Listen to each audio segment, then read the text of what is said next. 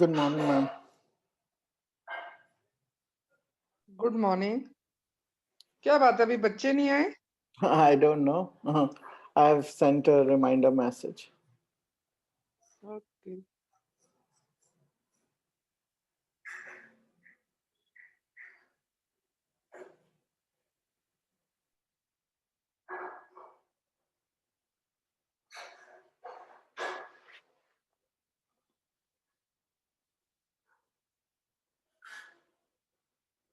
Morning sir. Good morning.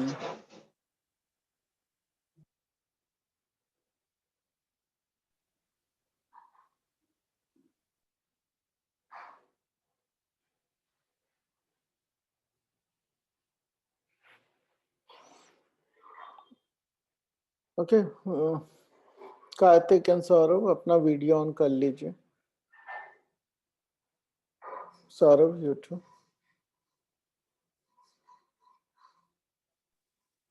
Saurabh video. Kartik, कितने बच्चे हैं बेटा क्लास में मैथ्स में? फोर्थ सेक्शन में पता है कुछ? माइक ऑन करो कार्तिक। मैम कॉमर्स में तो 6 बच्चे हैं मैम। और मैथ्स में ये अच्छा, मैं कॉमर्स का हूँ, पीसीएम में नहीं। ऋतिक ऋतिक वितिक सब मैथ्स में या किसमें, शिवम वगैरह? क्या मैम? ऋतिक मैथ्स ली हुई है क्या है ऋतिक के पास? ऋतिक के पास मैथ्स की है मैम। तो ये लोग क्लास में क्यों नहीं आते हैं? मैम नहीं मैम, ये नहीं आता, ऋतिक नहीं आता। बहुत कम स्ट्रेंथ है भाई 12th में, क्या प्रॉब्लम है? पास नहीं होना या पेपर नहीं देने, क्या प्रॉब्लम है इन लोगों की? क्लास टीचर कौन है क्लास मैथ की इसकी? सेक्शन 1 चारों ही सेक्शन है भाई। बताइए, 2 बच्चे आए हैं। सौरभ कैमरा ऑन करो।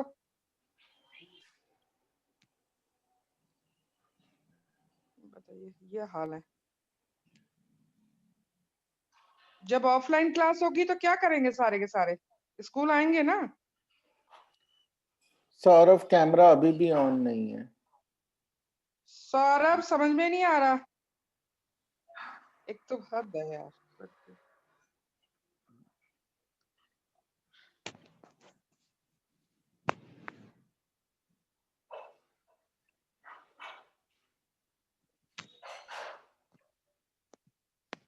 सर आज क्या कराओगे?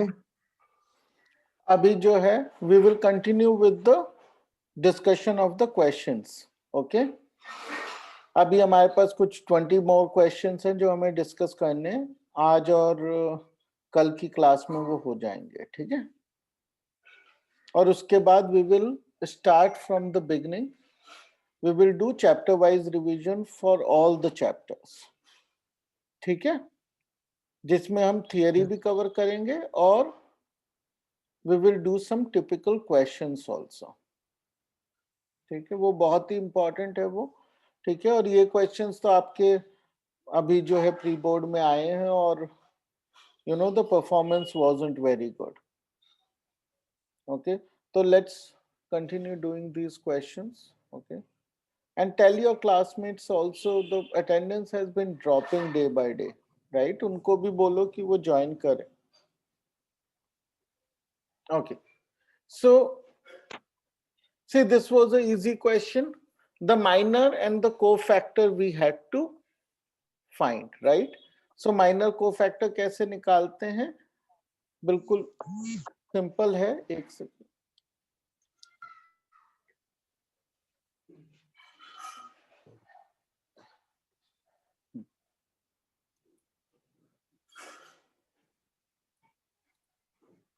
बिल्कुल। What happened? Okay, so we just remove these rows, right? So this minus this. Okay, so 35 minus 72, which is minus 37. ये तो क्या हो गया? This is minor. माइनर और एंड कोफैक्टर कोफैक्टर होगा। कोफैक्टर भी सर यही होगा। हाँ, -1 raised to the power sum of row which is second row plus column which is second column. okay, into minus 37. This will be 1, so minus 37. Okay, so दोनों minus 37 is C is the answer. So this was a very, very easy question, right? Now let's look at this question. Okay, again a very, very easy question. Okay, half the questions were ultra easy. Okay, so हमें A, तो सबसे sir पहले पहले determinant 1 by determinant determinant. Okay, और यहाँ पे क्या करेंगे, इन दोनों को रिप्लेस कर, place change which is the same thing, right? So ये cos थीटा ही रहेगा, और इन इधर दोनों वालों को के साइन साइन कर चेंज। देंगे, ठीक है? तो ये साइन थीटा हो जाएगा और ये माइनस साइन थीटा हो जाएगा, ठीक है? अब क्या रह गया हमारे पास, डिटर्मिनेंट निकालना, तो डिटर्मिनेंट निकाल लेते हैं। cos square theta minus sine square theta, okay, which is cos square theta plus sine square theta, तो 1 हो गया, राइट? तो ये 1 है, so the answer is a. Okay, very easy. You can do it in less than 20 seconds, right? Now let's do this question. Tell me the answer for this now.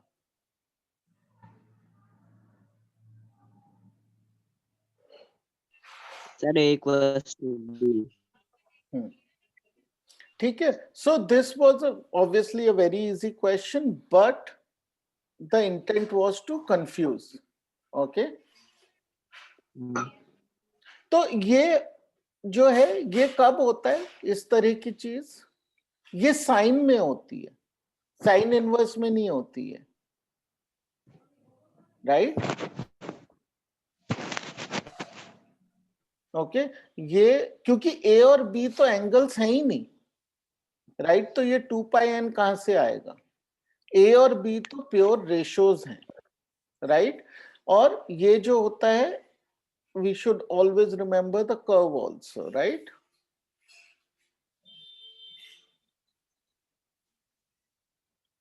ये 1 से -1 तक होता है और highest value is what, pi by 2, and यहाँ पे minus pi by 2। ये होता है साइन इनवर्स का ग्राफ, राइट? तो ये ए ट्रू होगा इसमें, ठीक है? Even this is wrong, right? Because if we restrict the to acute angles, angles की तो बात ही नहीं है, ए और बी तो रेशियोज हैं, एंगल तो रिजल्ट आता है, रेंज है एंगल तो, राइट? तो even this statement is untrue. So केवल और केवल यही ट्रू है, बाकी ठीक लग सकते हैं लेकिन गलत है।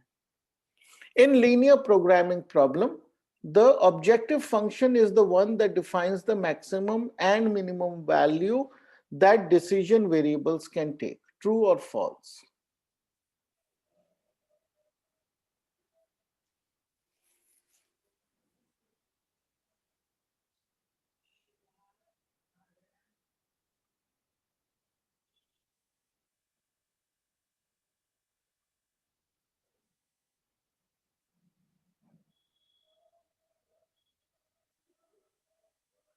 True or false? Saurabh video of हो गया आपका, निखिल वीडियो ऑफ है, ऑन करिए।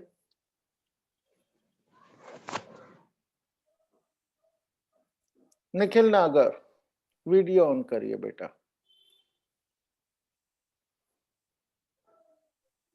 निखिल वीडियो ऑन करो। नहीं पढ़ना तो जाओ, जहां 3 बच्चे वहां 2 रह जाएंगे, कोई फर्क नहीं पड़ता।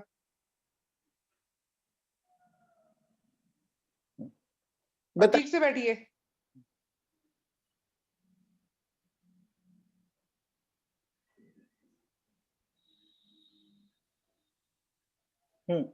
क्या है इसका answer?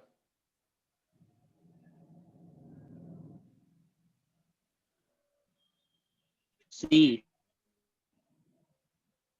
Only if it is expressed in two variables? Yes sir. देखिए, हमें पता होना चाहिए कि ऑब्जेक्टिव फंक्शन क्या होता है। ऑब्जेक्टिव फंक्शन जिसको हम z से शो करते हैं यूजुअली, राइट? और ये कुछ इस तरह से Yes. होता है ax प्लस by, ऐसा कुछ होता है। Objective function Yes, sir. Minimum maximum नहीं डिफाइन करता है। ऑब्जेक्टिव फंक्शन का मिनिमम मैक्सिमम हम फाइंड करते हैं। Okay, we find minimum maximum. Okay, और इस एक्टिविटी को क्या बोलते हैं? ऑप्टिमाइजेशन।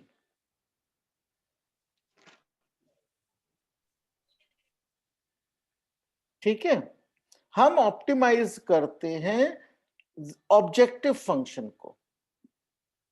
डिसीजन वेरिएबल्स यहां पे होते हैं, लेकिन डिसीजन वेरिएबल्स के मिनिमम मैक्सिमम को थोड़ी ना हम यहां पे यूज कर रहे हैं। ठीक है ना, हम तो z के मिनिमम मैक्सिमम में इंटरेस्टेड हैं, ऑब्जेक्टिव फंक्शन में। x और y के मिनिमम मैक्सिमम में नहीं है। x और y के मिनिमम मैक्सिमम वैल्यूज कहां से पता चलते हैं? हमें कंस्ट्रेंट्स से पता चलते हैं। जैसे कंस्ट्रेंट्स कैसे होते हैं? x greater than equal to 0, y greater than equal to 0, 2x plus y is less than 7, ऐसे होते हैं। जो ये कंस्ट्रेंट्स होते हैं हमारे, जो इनइक्वालिटीज हमें मिलती हैं, वो डिसीजन वेरिएबल्स यानी x और y, इनके मैक्सिमम वैल्यूज, जो परमिसिबल वैल्यूज हैं, उनको डिफाइन करते हैं। तो ये जो डेफिनेशन है, ये ऑब्जेक्टिव फंक्शन की नहीं है, कंस्ट्रेंट की है। Okay, sir. ठीक है, तो इसका मतलब ये सिंपली फॉल्स है statement. Okay,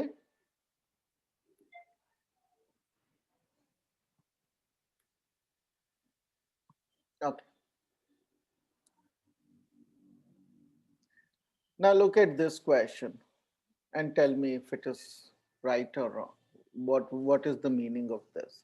I am saying that the derivative of fx is equal to 0 at the value of x is equal to a. इसका क्या मतलब है? इन सब सेंटेंसेस में छोटे छोटे डिफरेंसेस हैं, राइट? इसीलिए क्वेश्चन थोड़ा डिफिकल्ट है, क्योंकि छोटे छोटे डिफरेंसेस हैं। The function fx has either the maximum or minimum value at x is equal to a. क्या ये सच है?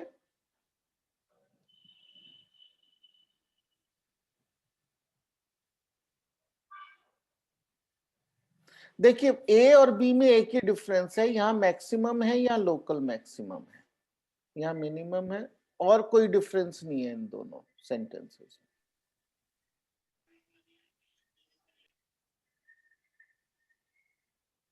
और जो तीसरा है, इसकी लैंग्वेज बिल्कुल अलग है। The function is neither strictly increasing nor strictly decreasing.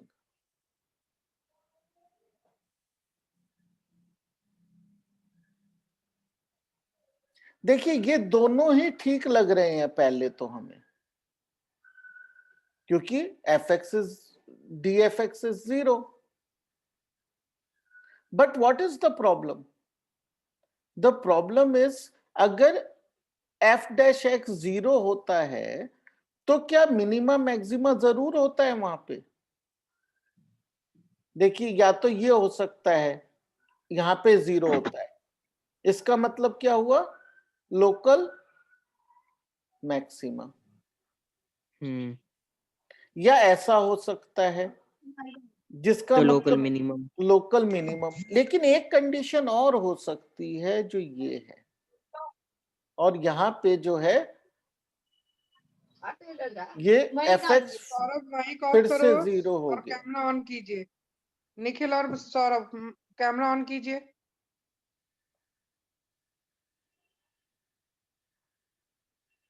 Bhaskar, Nikhil, Saurabh, होगी कि नहीं? भास्कर एंड निखिल, बेटा कैमरा ऑन रखिए। बार बार क्यों बोलना पड़ता है एक चीज? Bhaskar and Bhaskar camera on network करो। नेटवर्क ना आ रहे। भास्कर बारिश हो रही है। बारिश नहीं हो रही, नेटवर्क कैमरा ना ऑन आ कर रहे। भास्कर। समझ नहीं आई भास्कर? कर रहा हूँ मैम, कर रहा हूँ। मुझे शक्ल देखनी है, कैमरा ऑन कर दीजिए, चाहे कैसे ही करो।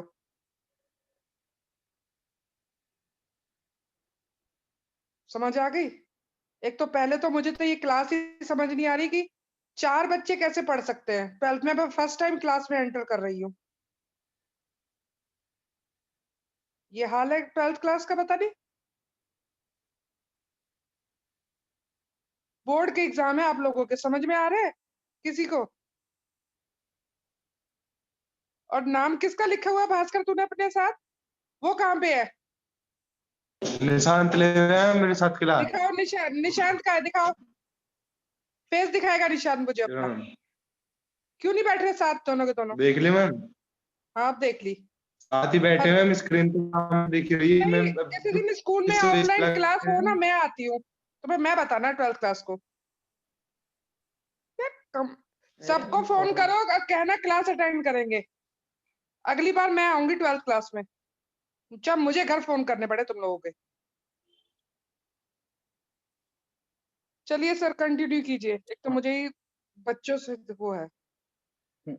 या श्योर मैम। ओके, तो ये जो कंडीशन है इसको हम क्या बोलते हैं? Point of inflection. ओके, मतलब नीदर मिनिमम नॉर मैक्सिमम। इसीलिए हम क्या चेक करते हैं उसके बाद? हम ये चेक करते हैं कि उससे पहले क्या वैल्यू है और बाद में क्या वैल्यू है, right?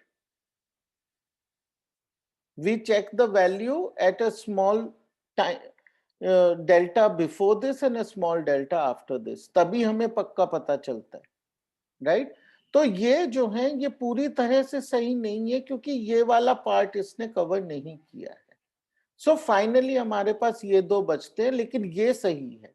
It's neither strictly increasing, क्योंकि ये भी स्ट्रिक्टली इंक्रीजिंग फंक्शन तो नहीं है, ये भी स्ट्रिक्टली इंक्रीजिंग या डिक्रीजिंग नहीं है। इंक्रीजिंग से डिक्रीजिंग हो रहा है, ये डिक्रीजिंग से इंक्रीजिंग हो रहा है, और ये इंक्रीजिंग से इंक्रीजिंग है लेकिन बीच में एक जगह पे फ्लैट हो जाता है। तो ना तो ये स्ट्रिक्टली इंक्रीजिंग है ना ही स्ट्रिक्टली डिक्रीजिंग है। तो केवल option C is correct.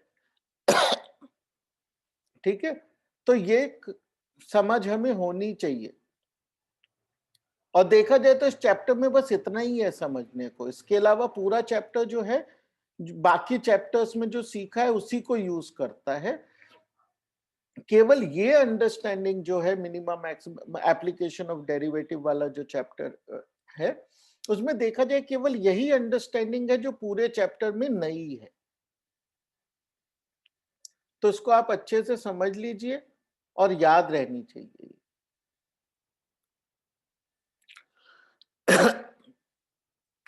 R is a relation defined on the set N such that R is equal to the ordered pair.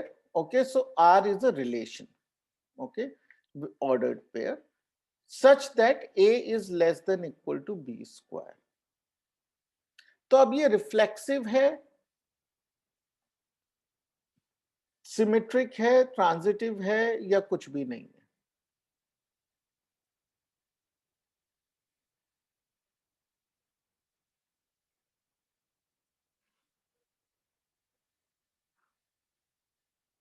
ठीक है, तो रिफ्लेक्सिव से शुरू करते हैं। तो रिफ्लेक्सिव के लिए क्या होना चाहिए? A comma A should be part of relation, okay, should belong to R। Okay, अब देखिए इंटरेस्टिंग बात क्या है कि ये रियल नंबर पे नहीं है, ये किस पे है? नेचुरल नंबर्स पे है, यानी Yes, sir. 1 2 3 4। Yes.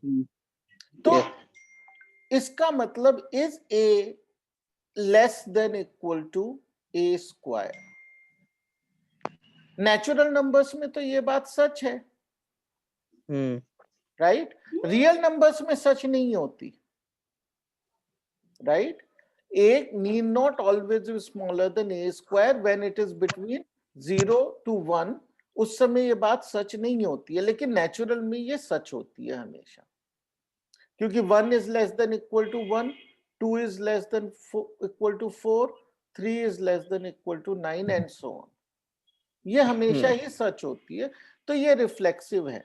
Answer actually हमें मिल जाता है क्योंकि बाकी सारे ऑप्शंस जो हैं, राइट, वो हो ही नहीं सकते अब, क्योंकि ये सही हो गया. सिंगल चॉइस क्वेश्चन थे हमारे, राइट. क्योंकि इट इज ओनली रिफ्लेक्सिव तो नहीं लिखा हमने लिखा आर इज रिफ्लेक्सिव, वो ट्रू है तो बाकी नहीं होने चाहिए. आंसर हमें बहुत इजीली मिल जाता है. ओके, लेकिन लेकिन अभी हम सीख रहे हैं, राइट. एग्जाम में आपको बस इतना करके देख के आंसर लिख सकते थे आप, लेकिन अभी हम आगे बढ़ते हैं और थोड़ा और समझते हैं. ये चेक करते हैं क्या ये सिमेट्रिक है. सिमेट्रिक कब होता है? If A, B belongs to R, it should imply that B, A also belongs to R. है ना? सर 1 1 के लिए तो ट्रू है ये बात, और किसी के लिए नहीं है, क्योंकि अगर 1, 2 है तो इसका मतलब क्या है कि 1 is less than equal to 4, तो ये करेक्ट हो गया. But 4 is not less than equal to 1, तो ये सिमेट्रिक तो है ही नहीं, क्लियरली नहीं है. केवल 1 के केस में ट्रू है और हमेशा ही गलत है. Definitely not symmetric. अब ये ट्रांजिटिव वाला जो है ये थोड़ी सी टेढ़ी खीर है. 1 A B से 1 2 3 हाँ, तो अब मान लीजिए हम 2 3 लेते हैं, 2 3 एक लेते हैं और दूसरा, तो 2 3 बिलोंग्स, राइट, और 3, 4 also belongs to R. Yes sir 4 और 2, 4 also belongs to R, right? Sir इसमें तो ये होता है ना कि A B belongs to R, B C belongs to R और A C belongs to R. हाँ, तो वो हो गया यहाँ पे इस एग्जाम्पल में. क्यों सर? देखो B तो इससे भी अच्छा, ठीक है सर, ओके. हो रहा है ना, ये A है, ये B है, ये वापस B है, ये C है और ये AC है, सभी बिलोंग करते हैं. लेकिन ये हमेशा सच नहीं है. ओके, यहाँ पे ट्रिक क्या है कि ये हमेशा सच नहीं है, और ये चीज आपको इस चीज से समझने की कोशिश करनी है कि देखिए यहाँ पे B स्क्वायर है, तो जरूरी नहीं है कि B हमेशा A से बड़ा हो. ये एग्जाम्पल में हमने क्या ले लिया कि B भी हमेशा A से बड़ा है, तब तो ये सच हो जाता है. लेकिन अब हम ऐसा एग्जाम्पल लेते हैं जहां पे B A से छोटा है, and then we will see the magic, right? So let's say we take 8, 3 for instance. This is A, this is B. 8 is less than equal to 9. तो ये करेक्ट है, right? Now let's take 3, 2. ठीक है, अब ये क्या है? ये B है, ये C है. अब 3 is less than equal to 4, तो ये भी करेक्ट है. तो ये दोनों R में हैं. इसका मतलब अब लेकिन ट्रांजिटिव रिलेशन से क्या आएगा? 8, 2. ठीक है, but 8 is not less than equal to 4. तो ये this does not belong to R. This does not belong to R.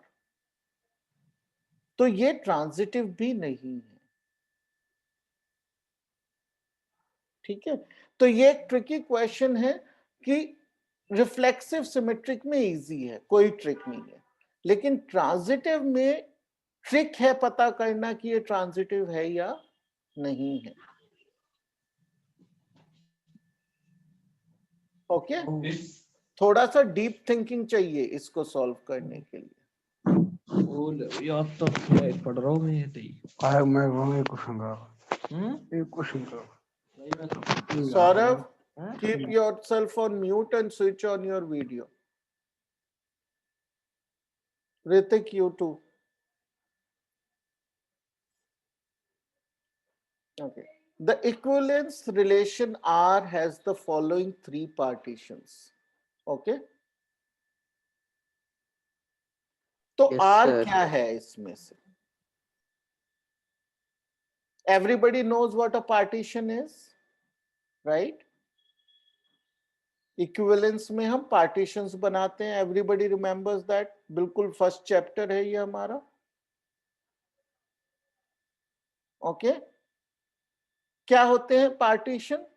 Partition वो होते हैं जिसमें कि सारे एलिमेंट्स जो हैं वो आपस में रिलेटेड होते हैं और दूसरे पार्टीशन के किसी भी एलिमेंट से रिलेटेड नहीं होते। ठीक है, ये पार्टीशंस केवल इक्विवेलेंस रिलेशन में बनते हैं। ठीक है ना? तो ये तीन हमें पार्टीशन दिए, पूछा है कि इसमें से आर क्या है नीचे जो दिए गए। देखिए पहला आंसर तो ए तो हो ही नहीं सकता, आंखें बंद करके बंद काट दीजिए। क्यों? ये तो रिलेशन ही नहीं है। ये क्या है? ये तो ऑर्डर्ड पेयर ही नहीं है यहाँ पे, ये तो रिलेशन ही नहीं है, ये तो हो ही नहीं सकता। ठीक है, अब इसको देखिए, ये भी नहीं हो सकता क्योंकि इसका मतलब ये है कि 4 is related to 5, 1 is related to 5, everything is related to each other, लेकिन आपस में रिलेशन तो हो नहीं सकता है, राइट? तो ये भी नहीं हो सकता, राइट? सिमिलरली यहां पे भी आप देख सकते हैं कि 3,5 है, 3 यहां है, 5 यहां है, पार्टीशंस के अक्रॉस रिलेशन नहीं हो सकती है, 5,3 भी है। ठीक है ना? तो ये भी नहीं है। तो फाइनली जो बचता है वो यही है, ये हमारा आंसर है। ये आप डायरेक्टली भी करके देख सकते हैं कि इसकी वजह से क्या कंट्रीब्यूशन आएगा। आप देख सकते हैं 1,1 आएगा, 2,2 आएगा और 1,2 आएगा और 2,1 आएगा, बस और कुछ नहीं आ सकता। उसी तरह से इसमें भी 3,3 आएगा, 4,4 आएगा, 3,4 एंड 4,3, और इसकी वजह से केवल 5,5 आएगा। और इन सब का जो यूनियन है, this union this union this will give us R. तो उस तरह से भी आप करके चेक कर सकते हैं, you will get B. Okay, लेकिन उतनी मेहनत करनी नहीं है, आप एक्सेप्शंस ढूंढ के फटाफट कर सकते हो इस क्वेश्चन को। Understood?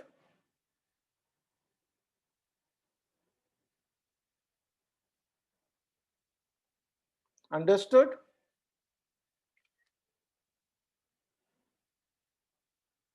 Okay. Yes, sir. Okay, let's move on.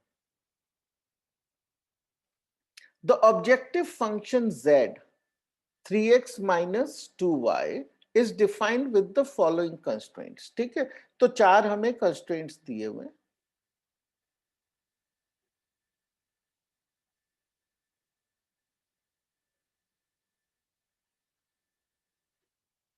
चार कंस्ट्रेंट्स हैं। तो अब हमें ये बताना है कि feasible जो है रीजन वो कैसा है। ठीक है ना?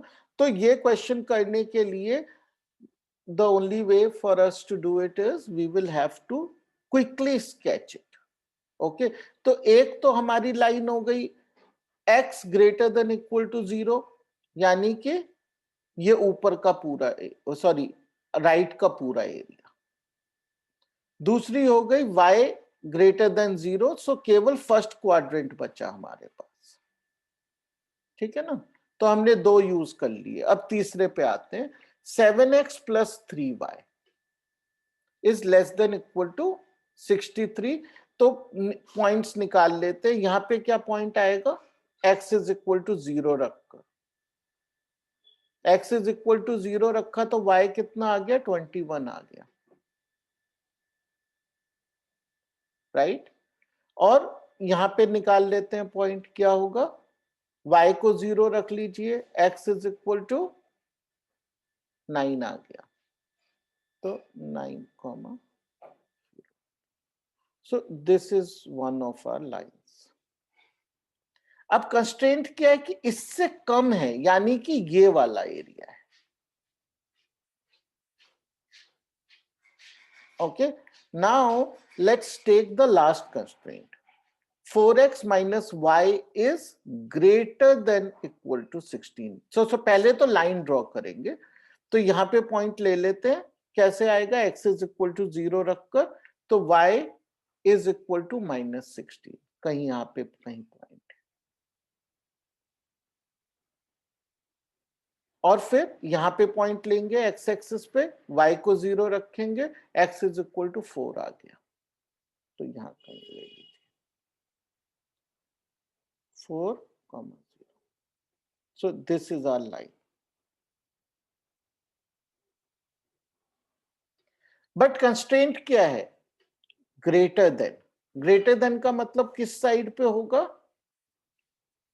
इस साइड पे होगा, right? X is positive here, right?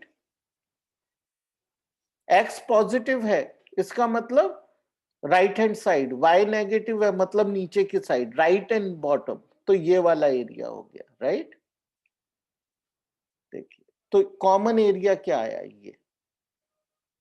सो हमारा फिजिबल रीजन क्या बना? ये और ये. This is our feasible reason.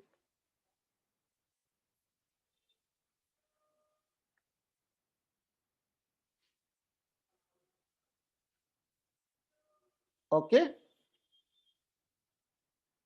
Obviously मैं समझा के कर रहा हूं, इतना समय लग रहा है, लगना नहीं चाहिए. इंपॉर्टेंट चीजें क्या है कि आपको ड्रॉ करना है. दूसरा, ये जो साइंस हैं, लोग क्या करते हैं, लाइन ड्रॉ कर देते हैं, ठीक है, और बहुत सारे लोग इसको मान लेंगे फिजिबल. ऐसे नहीं है, हमें साइन को भी यूज करना है, बहुत इंपॉर्टेंट है. तो ये हमारा बना फिजिबल रीजन. तो ये एक बाउंडेड रीजन है, क्लियरली. अनबाउंडेड तो है नहीं, क्लोज्ड है. तो ए हो गया हमारा answer. Okay, now so these was slightly longer question. This was one of the longer questions. Others let's continue to do if they are simpler questions. If events probability of event A is half and that of event B is 1/3, the probability that A and B occur together is equal to 1/6. तो क्या दिया है हमें? PA कितना है? Half. PB कितना है? 1/3. 1/3. और बोथ अकर टुगेदर को कैसे लिखेंगे? P of A union B. A both occur together. A union B लिखेंगे, A Yes, sir. intersection Yes, sir. B. ठीक है, देखिए, अकर टुगेदर का मतलब दोनों ही हुए. यूनियन का मतलब दोनों में से कोई ना कोई हुआ या दोनों साथ में हुए. ठीक है ना? यूनियन में तीनों ऑप्शन हो सकते हैं, खाली ए हुआ, खाली बी हुआ, या दोनों साथ में हुए, उसको यूनियन कहते हैं. इंटरसेक्शन किसको कहते हैं? कि दोनों ही हुए. अगर एक हुआ तो वो इंटरसेक्शन नहीं हुआ, राइट? तो अकर टुगेदर इज इंटरसेक्शन, उसकी प्रोबेबिलिटी है 1/6. What is the probability either event A और इवेंट बी अकर? ये यूनियन है. सो क्या पूछा जा रहा है हमसे? हमसे पूछा जा रहा है पी ए यूनियन बी. ये हमसे पूछा जा रहा है. इसका फॉर्मूला पता होना चाहिए हमें. P A plus Sir, PA plus PB minus intersection B. 5/6. 5/6 minus 1/6, 4/6. है ना? तो 1/2 plus 1/3 minus 1/6, which is 2/3 आ गया. 3 plus 2 minus 1, 3 2 1 4/6, which is 2/. 2/3. 2.3. तो C Right. is the answer. Okay, एकदम स्ट्रेट फॉरवर्ड क्वेश्चन है. Okay, no trick anywhere. Event A and B are mutually exclusive events. किस तरह के इवेंट्स हैं? म्यूचुअली एक्सक्लूसिव, वो keyword है। If PA is equal to this and PB is equal to this, find the probability that both the events happen together. 2/63. आपने किस basis पे किया? आपने मल्टीप्लाई करके किया, right? Yes, sir. PA PB, ये, हाँ। तो अब देखिए ये कब होता है? When is this rule?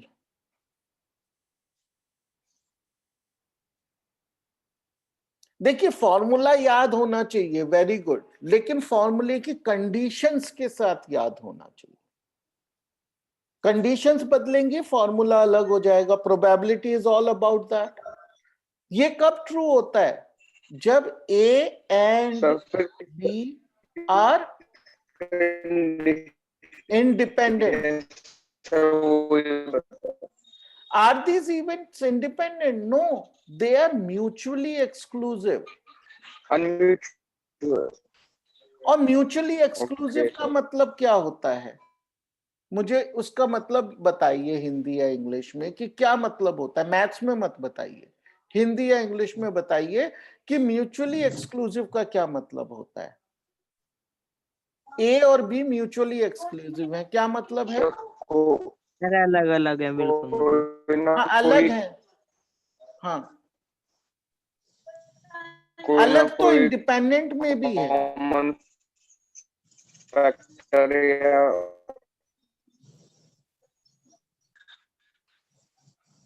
नहीं, देखो इसका देखिए अलग अलग बोलेंगे तो वो इंडिपेंडेंट भी होते हैं, म्यूचुअली एक्सक्लूसिव भी होते हैं।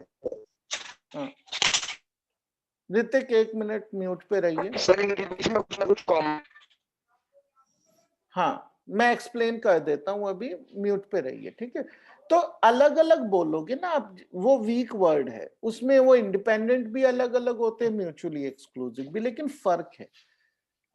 म्यूचुअली एक्सक्लूसिव का मतलब ये है कि जब ए होगा तो बी नहीं हो सकता, जब बी होगा तो ए नहीं हो सकता, एक होगा तो दूसरा नहीं हो सकता। जैसे कि एक सिक्का है जिसमें हेड और टेल है, राइट? या तो हेड आएगा या टेल आएगा, दोनों एक Yes, साथ sir. तो आ नहीं सकते। No, sir. तो इस तरह के इवेंट्स को क्या बोलते हैं? Mutually exclusive. अलग अलग हैं। अलग अलग तो इंडिपेंडेंट भी होते हैं बेटा, लेकिन म्यूचुअली एक्सक्लूसिव तब होते हैं जब एक होगा तो दूसरा हो ही नहीं सकता। इंडिपेंडेंट कब होते हैं? जब एक होता है तो उसके होने से दूसरे पे फर्क नहीं पड़ता। अलग अलग दोनों ही है। मतलब अगर मुझे पता चले कि एक इवेंट हुआ तो उससे मुझे ये नहीं पता चलेगा कि दूसरे इवेंट का क्या रिजल्ट है, ठीक है? जैसे कि मैं 2 कॉइन्स एक साथ टॉस करूं और आपको ये बताऊं कि भाई पहले कॉइन में हेड आया है, बताइए दूसरे में क्या आया। आप कहोगे जी इससे तो पहला बताने से तो कोई फायदा ही नहीं हुआ, क्योंकि पहले का दूसरे पे कोई असर नहीं है किसी भी तरह का। तब वो होते हैं इंडिपेंडेंट। म्यूचुअली एक्सक्लूसिव होते हैं जब वो एक हो तो दूसरा हो ही नहीं सकता। तो एक हो तो दूसरा हो ही नहीं सकता का क्या मतलब है? कि इवेंट Yes, साथ sir. में हो ही नहीं सकते, तो इवेंट्स हैपनिंग टुगेदर की प्रोबेबिलिटी है 0। They just can not happen together, ठीक है? इसके बारे में सोचिए। We are coming to the end of the class, लेकिन ये जब तक आप म्यूचुअली एक्सक्लूसिव और इंडिपेंडेंट में कंफ्यूज रहेंगे, इस पूरे चैप्टर में कंफ्यूज रहेंगे, ठीक है? प्रोबेबिलिटी चैप्टर में क्लैरिटी के लिए म्यूचुअली एक्सक्लूसिव, इंडिपेंडेंस ऐसे क्लियर होना चाहिए, एकदम हवा पानी जैसा, बिल्कुल अलग होने चाहिए, ठीक है? इसके क्वेश्चंस करिए थोड़े, बुक में बहुत सारे क्वेश्चंस हैं, फर्स्ट पार्ट में ही है, वो करके देखिए, कोई भी डाउट है मुझसे पूछिए, ठीक है। ये एकदम क्लियर कर लीजिए कॉन्सेप्ट, ठीक है। तो जो क्वेश्चंस थे एग्जाम में वो कंसेप्चुअल ही हैं सारे, उन पे ध्यान से उनको करिए। अगर आपने कोई वीडियो मिस किया है तो यूट्यूब पे देख लीजिए, मैंने डाले हुए हैं सब, ठीक है। इस पेपर का एक एक क्वेश्चन अच्छे